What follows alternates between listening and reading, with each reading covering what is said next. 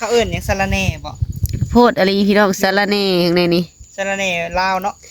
เสริมลาวค่อยดำมักได้สาระแหน่ตัวสีก้านสีอิดนะนี่นะคันตัวสีขาวเลยมันเป็นคนน้อยๆหนึ่งนะอีกแบบนึงรสชาติก็คือกันเนาะบ่คือกันเราสิได้ไปทำพลูกอ่อนเนาะแม่นหั่นแหละไปหันไปนี่ก็ได้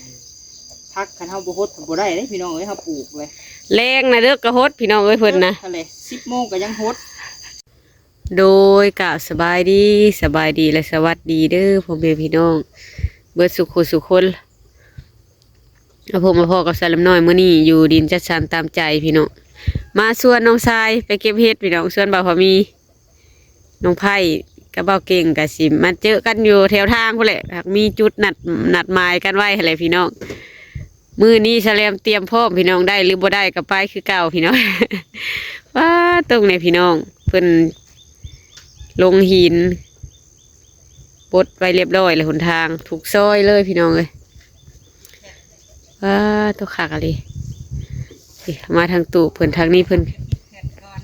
เอ้าคอยเปิดแผดบ่ ลงและเปิดแผดแต่ว่านี่ผมมายักเลยเห็นกำลังสร้างเพิ่นกำลังมาเทกันเปื้อนเห็นน้องชายพามีก็ได้ชวนกันไปหาเฮ็ดคือเก่าพี่น้องได้หน่อยก็เอาตื่มกันเลยพี่น้องตื่มกันต้มไว้เฮ็ดขมเฮ็ดยังก็ได้กงไม้เพิ่นก็งามเลยพี่น้องกงม่วงเพิ่นกำลังมาเทในมือ2 มือเลยเพิ่นมานี่พี่น้องสั่งรถคือเก่าพี่น้องเลยบริเวณเฮือนเพิ่นก็ยังบ่ทันเก็บเมียนพอปันไดพอยังบ่ทันแล้วพี่น้องเลยวันนี้ก็พากันไปเก็บเห็ดนำกันพี่น้องมื้อนี้ก็ชวนกันไปคือเก่าพี่น้องเลยเดี๋ยวกันเด้อสบายดีเด้อพี่น้องเด้อมื้อนี้หั่นแบบแป้นย่านนะแป้นลายสีแดงรุ่นนี้ฮะอันนี้นะสีเหลืองนะพี่น้องเสื้อประจำตำแหน่งได้สีเหลืองเพิ่นตำแหน่งนี่แหละพี่น้องเอ้ยยังบ่ได้เข้าที่เข้าทางเลยแหลมเอ้ยอันเดนี่พี่น้องมื้อนี้บ่สร้างเพิ่นสิมาเทโตโอ้มื้อนี้มีแผนการสิหามตูบบ่ได้มื้อนี้ป้าจะว่าธรรมดาบ่นี่นะตูบนี่บ่ได้ขึ้นได้คันว่าน้อยคนต้องถ่าซุมเฮาพุ่นแหละเนาะไปย่างแล้วให้เพิ่นเฮ็ดเวียกเพิ่นก้อนบัดเฮามาพุ่นปั๊บเบิดแหลมเอ้ยโดยปั๊บนี่ก็สวยเติบพุ่นได้ยันรอบบ่ายพุ่นละได้หามก็ได้รอบบ่ายพุ่นแล้วเพื่อสิเฮามาเป็น10พุ่นได้ตูบน่ะมันหนักไม้เฮาตัดโอเคมาแต่หาเฮ็ดจังพากันมาหามซอยกันก็ได้ซ้ำนี่มาวานนี่แหลมเอ้ยดีเนาะสร้างขึ้นมาเทว่านี่ก็นาเติบอยู่พี่น้องเลยตูบมาสิไว้โซนท่านตูบเพื่อสิย่อตูบไปพุ่นพอดีแล้วมันแห้งเผื่อตอนเที่ยงเขามาเนาะแม่นเลยมันก็ได้มั่งตัวมันโตกันได้แล้วจึงได้ย่อได้กับแหลมอะไรพี่น้องอันนี้ฮะพากันเห็ดนำกันได้นี่พี่น้องมุงหนีบเอาเองแหลมแต่ว่าบ่ได้ตอกพี่น้องเอ้ยหนีบไว้แหลมช่วงเขาซื้อบานมาเนาะแม่นกันฝนกันน้ำหมอกพอบ่ให้มันถือบานประตูเพิ่นกันเลยพากันมุงเองนี่ก็ยังสิเอาออกอยู่พี่น้องเอ้ยอาจจะหกไม่ยังอันนั้นน่ะไม่ยังอันนั้นน่ะเพิ่นเอาหาก็เอาปูนออกเมื่อวานนี่เตียงตะกี้เพิ่นเอาปูนใส่หั่นเนาะเอาปูนมาใหม่ก็ไว้นี้นะมันจังบ่ถือขี้ดินเนาะเฮาก็สิมั่งนั่นแหละเพราะเฮาย่อตูไอ้โซนนี่เฮาก็ได้ปลูกขนาดแหลมแม่นเลยจัดต่อมานี่ยาวสุดหันบ่พอมีสิปลูกมะม่วงเบิดเลยมันเป็นทางหน้าเนาะหน้าข้างๆแหละปลูกมะม่วงเบิดเลยข้างหัวมักมี่เส้นม่วงสุดเลยพี่น้องเอ้ยว่าโซนสวนพักพี่น้องข้าเพิ่นเอามาน้ำชาแลมน้อยนี่พี่น้องกำลังแตกนี่แม่นบ่เอามาต้องข่อยบ่ตัวนี้นะโอ้ตัวนั้นผู้แตกเลยข้าใหญ่อันนี้เพิ่นเอามาแต่เฮือนเพิ่นอันนี้หั่นเข่าของพักแม่นี่มีหยังนั่นน่ะอาหารงัวเจ้าว่าธรรมดาบ่เมื่อเฮือนดงแม่บุญเซ็งก็ยังเอามาได้พี่น้องเอ้ยเมื่อพักเพื่อก็ได้เอามาได้พี่น้องขี้งัวนะใครสิให้หลุดมาเป่าเนาะตัวผักนี่พี่น้องนี่มันขยายออกนี่เกิดเองเขาเลยบ่ลกอะไรเอ้ยน้องโมนี่บ่แม่นป้าไว้ก็ได้หักมันเป็นหมากอะไรก็หักแต่มันก็สิหวานแบบธรรมชาติบ่หวานแห้งได้ของมูมันเกิดเองแล้วนี่นะเห็นป้าผักมันเป็นเงาใหญ่พี่น้องอันนี้น่ะเกิดอยู่ว่านี่ฮะตรงนี้นี่กำลังแตกมะเขือเกิดมันมีฝุ่นเครือใหญ่เนาะวะแม่นหมากยังซานี่นะ ใช่ นี่ มักน้อยอันนี้ มักน้อย โอ้เคยได้กินหลาย งาม เทื่อได้เห็น งาม หางหัวน้อยๆนี่กะ คันใบมันลายก็ตัดออกเลยคอยสะออนอันนี้พี่น้องป้า มื้อนี้แหละเพิ่นสิไปน้ำเชื้อห้องไห้มื้อนี้แหละ อันนี้นั่นได้ นี่พี่น้อง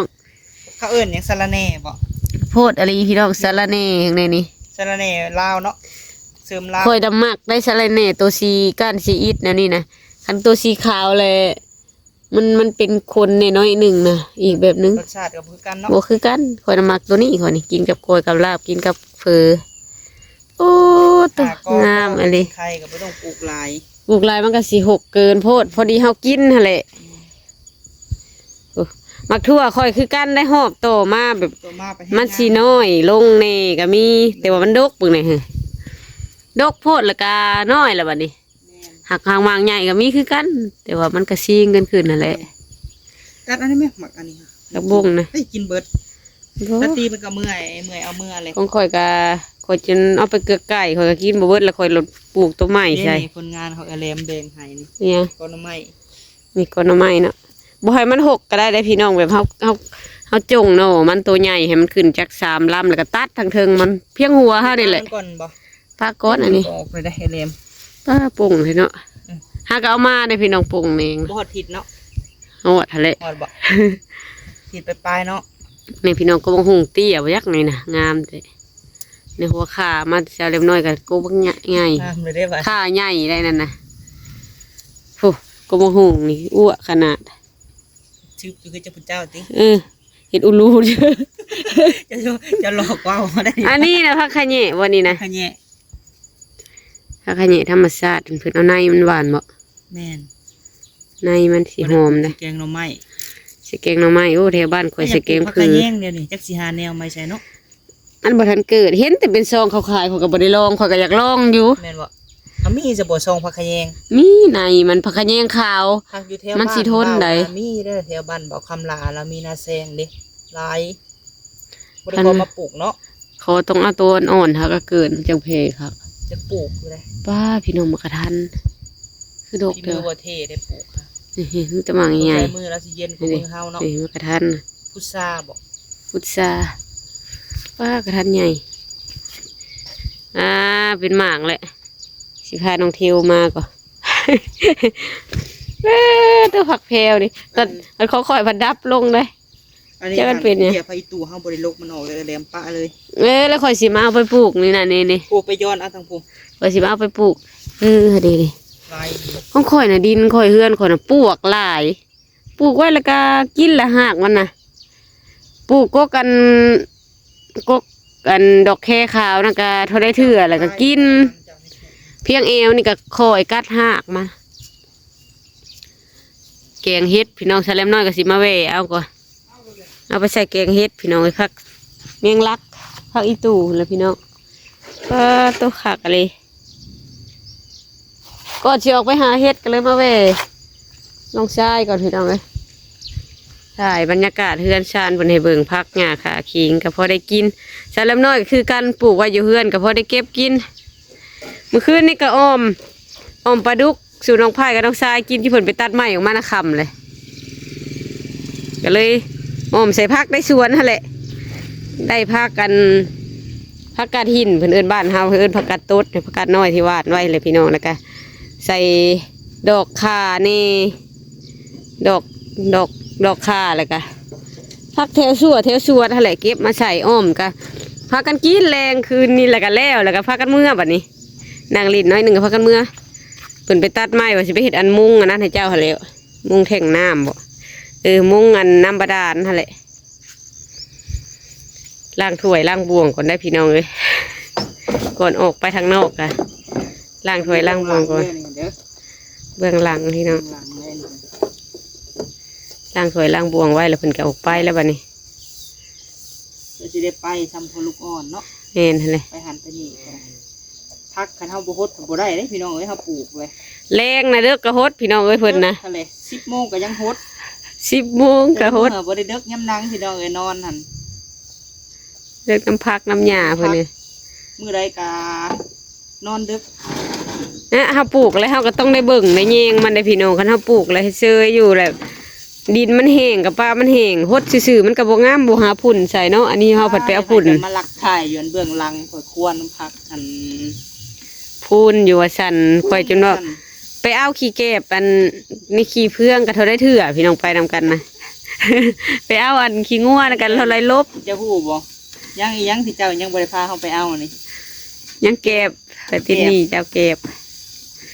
เบิ่งกว่าคนเบิ่งในโทรศัพท์น่ะวิธีปลูกนั่นแนวนี้อีก เอามาปลูกก็พอได้กินพี่น้องตรงนี้คักงามแต่แท้ มื้อนี้หันมานคือว่านนี่ก็ใครแน่เนาะ แม่นยังบ่ได้มาต้มเลยจักได้จักถ้วยยังใครเนาะโอ้ยว่าไว้ก่อนแล้วจักสิได้เลยบ่ ได้แล้วเนาะ บ่ได้ก็หาให้มันได้ให้แล้วซอดป่านั่นป่านี่ใส่กันบ่ละดอก2ดอกมันก็ได้ แม่น ข่อยเต็มฉากแบตเต็มที่ได้ข่อยกินข้าวเลยมื้อนี้ว่านี่บ่ได้กิน แต่มื้อนี้น่ะกินข้าวเช้า วันอยู่12 โมงเนาะอะแลม แม่น เฮาไปจังหน่อยเฮาก็ออกมาแล้วนี่เนาะ แม่นนั่นแหละ นี่แหละ ในว่านี่เฮาก็เผื่อเลาะหลายบ่อนมันเลยซ่าเขาไปมื้อนี้เฮาไปบ่อนเดียวนึกอะได้มาไวอยู่ดอก แม่นโอ้ยสร้างเขาเนาะมา สร้างเรือนทางข้างเนาะ เออ ไปซื้อของกินมาจ้ะบรรยากาศพี่น้องเอ้ยโหสวนผักล้างถ้วยล้างบวงอยู่นี่ตะกี้น่ะอยู่พุ่นพี่น้องเจรักไผ่เบื้องนั่นย้ายมาข้างตูบแล้วก็ย้ายมานี่พี่น้องเพราะว่ามันยังบ่ทันเป็นสัดส่วนเนาะ แม่น เอาสิย้ายไปล้างอยู่ซิ่งอยู่หยังกับบ่ทันได้แล้วพี่น้องเอ้ยอยู่ในเฮือนก็ได้ล้างไปแถวสวนผักนี่แหละดินมันจังซุ่ม ใจแล้วนี่นะเฮาก็บ่ได้ถอกลายเท่ากัน บ่แล้วเฮาล้างแนวนี้เลยเวลาเฮาย้ายนี่แล้วมาปลูกผักใส่มันก็งามได้ เป็นดินที่แบบคนอยู่และงาม เออ เฮาอยู่เฮาอาศัยอยู่เฮาทิ่มขี้เหงื่อขี้ยูทิ่มน้ำทิ่มในลงในนี่ เขาบ่ได้ทีมคือสิก็ขี้เหงื่อเฮานะเฮาก็เก็บเป็นระเบียบ คือน้ำในที่เฮาล้างถ้วยล้างบวงนี่บัดเลยเฮาย้ายออกดินมันสิเป็นดินงามบัดนี้ เออ ดินซุ่มซื่นกันสั่นก็ดินแห้งเฮาบ่อยู่บ่ซาวคือสวนทางข้างสมมุติว่าเพิ่นบ่ทันได้เฮ็ดหยังมีแต่อันนั้นก็ดินทรายแห้งขะแยะอยู่เลย ที่เขาไปทางให้ได้แล้วหักบ่ได้เห็นเจ้าของเราออกมาแบบทางเข้มๆหัวเฮา ทางรถแหละ บ่ได้ว่าหยังเนาะ ข่อยก็ยังทางคือกันเข้มหัวข่อย เรียนยังไงมาค่ะ เข้มหัวข่อยก็ยังทางให้มันบ่ทันหกว่าสิมาทางให้อาข่อยอยู่ข่อยก็ยังบ่ทันมา เออเที่ยวบรรยากาศแค่นี้แล้วนี่แค่ตุแค่ยัง คักอะลีเนาะหมักน้อยบ่นี่นะสักมา เนี่ยมัน บ่ จะแกยังก็เป็นใช้เลย เกียง ตัดมันได้แหลมเลย ตัดแล้วมันก็เพออกบัดเลยคันมันขึ้นฮอดถึงแล้วตัดแล้วมันก็แตก เกลือเฮาในกระถางทางขึ้นยังบ่ได้เว้าเลยนะ นี่จังนั้นมันก็แตกเลยนี่เฮาติดยอดมันคันมันขึ้นฮอดถึงเลยนะมันก็แตกไปคันบ่ว่าอยากให้มันหกทั้งลุมก็ตัดใบมันออกอันนี้มันอย่าไปลงหนีบเครือมันได้ ข่อยเคยได้ตัดหมกบวบอยู่เฮือนแล้วหนีบเครือมัน เอาบ่ได้มันอีก เบิกสิคอเข้ามาเหยียบมันก่อนเด้อพี่น้องได้แล้วบ่ กระโดดแห้งแล้ว มันแห้งเลยพี่น้องกว้างคักแล้วพี่น้องเทแล้วก็เป็นตะอยู่ตะเศร้าโซนเขาปลูกก็เอาไว้ปลูกพี่น้องโซนนี่ก็สิปัดคู่มือแล้วก็เส้นตูบน้อยค่อยๆยังปัดคู่มือเดินนั่นนะ ปัดจนมันลุบจนมันโกนดูทางหลังพี่น้องแท่งน้ำใหญ่เพิ่นทางหลังนี่พวกอันนี้ขอบหัวนี่พี่น้องนี่เขาก็บริเทจำขอบหัวมันบริเหยียบขี้ดิน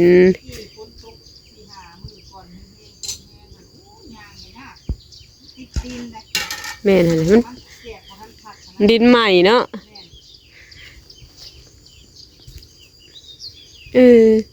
ทำอีกเคยอ่ะตัวนี้น่ะหมักบวบบ่หมักบวบเลยตัวนี้หมักงามเลยพี่น้องใบมันคือหมักน้อยเนาะใบมันให้มันแตก เด็ดโลดยอดมันก็แตก ลามไปตลอดได้เลย บ่ได้ก็ล่ามไปเลยเฮาสิดูเห็ดข้างน้ำใบบ่นี่จังได๋ก็เด่นี่เห็นบ่นี่ดีออกมานั่นนี่แหละนี่ เด็ดกินแล้วมันก็แตกขึ้นแตกไปค่อยนะเนี่ยพันธุ์หมักค่อยเบิดเลยคอนี่เด้อมีบ่มือฝนตกเลยสิปลูก ประเทศเป็นซื้อมาแต่ซีโน่นะมัน คันมันนะฮะมันแซ่บเลยคักเลย เหนียวได้เลยแหลม ตะกี้ข่อยปลูกเงาเดียวแต่หัวข่อยนี่คือรังเฮือนข่อยน่ะมันรอดออกไปหัวเขานี่เนี่ยเขาบ่ได้มาอยู่นะข่อยกับป้าออกไปว่า เครือเดียวนั้น10ปลายหมากเหลืองอู้หูอยู่ตะกี้นะ เออ ถ้าไปเบิ่งคลิปตะกี้นะจะถ่ายไว้อยู่ ที่จะมาทางหน้าครับ มันแดดมันเหลื่อม คุณแห่งอวบอิ่มทำแห่งไทยขาโอ้ยบ่ได้เลย นะตัวห้องไปห้องกี้นี่แท้ๆบ่แม่นห้องหิวข้าวแบบมันห้องซื่อ ทองยังไงเนาะ ๆห้องอี บางทีห้องถ้าได้กินยังไง พี่น้องผ่านพ่อครัวได้อพี่น้องเอ้ยอย่าเรียกเห็นงานซะก่อนในตื่นมาจึงออกจากเรือน นี่ไงสวยเติบแล้วมันก็เพื่อจัดแต่งเนาะเพื่อที่ตื่นมาแล้วก็ต้องอันนั้นเลยแล้วก็ อย่าเรียกก่อนตื่นนึ่งข้าวแต่เช้าได้มื้อนี้นะป้อนข้าวลูกแล้วก็สิไปเลยเด้อบอกเพิ่นพ่อเพิ่นก็บ่สบายแน่เป็นหวัดไข้คืนนี้มาแล้วก็กินยาแล้วก็ยา บริการบอก ตอนแรงพังเบิ่งขันไปได้ขันไปบ่ได้เพิ่นก็ให้เพิ่นลาหักลายากได้เฮาลากระทันหันนะนี่นะ แม่นอะไร คันลาก่อน3 มื้ออะใครนี่มันยากผู้เปลี่ยนกันแหละอึดคนในบนเพิ่นเฮ็ดแผนกบนเพิ่นเฮ็ดเวียกนะจำ2-3 คนเลย เปลี่ยนกันก็ยาก เป็นไข้เอามาทางสวนยางบ่ไอ้รถนี่บ่บ่แม่นรถผู้หญิงเขาเจ้ากาย ปูนกาเพิ่งเลือกซื้อ25 ศอกเนาะมื้อนะปูนเก่าก็ประมาณ5 ศอกยัง19 ศอกตอนนี้ฮะเขาเบิดหลายตื่นได้ เบิดจักสอบสิรวมเบิดนี่ ประมาณ60 ปลายคุณบอก ป้า 60คุณบอก เถอะ หัวเทนาเติบไปเออแลม แม่นเลยคันเทบ่นามันก็บ่ทนพี่น้องเอ้ยนังเทื่อเฮาเหยียบซื่อๆก็ลุลง ประเทศให้คักอยู่ได้ไอ้รถนะ คันเฮาเทนาแบบนี้นั่นรถเหยียบก็ยังบ่อันนั้นมันก็ทน บ่ใส่ไว้เม็ดก็ได้พี่น้องเอ้ยเล็กนะ แต่เฮาใช้นาเอาเนาะ แม่อันนาอันบางนะใช้เล็กอันนี้เฮาก็ไม่ได้รถใหญ่จะมาเหยียบเนาะ แม่นเลย ขนาดเขาไม่ รถใหญ่ก็บ่เป็นห ข ยั นาง ดเขาไม่บิ่งก็ยังบ่ได้ใส่ได้เพราะว่าอันเอาเทนาดิ เทนาเอาแล้วก็บ่เป็นหยังดอก แม่นั่นแหละ รถธรรมดาเฮานี่ได้เฮ็ดแล้วทำรถใหญ่เฮาขี่คันบ่แม่นรถบรรทุกเนาะคันรถคนหินคนทรายอยู่บ่อยากบ่ได้แหละ ได้กันนั่นแหละเนาะ นี่คันรถอีโก้รถอันนี้ธรรมดารถเฮาขับใช้งานธรรมดาได้อยู่ขึ้นก็เอาจังได้คลิปนี้ก็สิขอตัวลาพี่น้องไปก่อนแล้วพี่น้อง มาแวะชวนกันไปเก็บเห็ด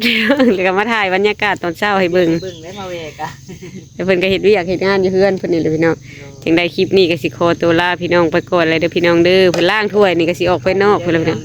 โดยสำหรับคลิปนี้ก็สบายดีเด้อพี่น้อง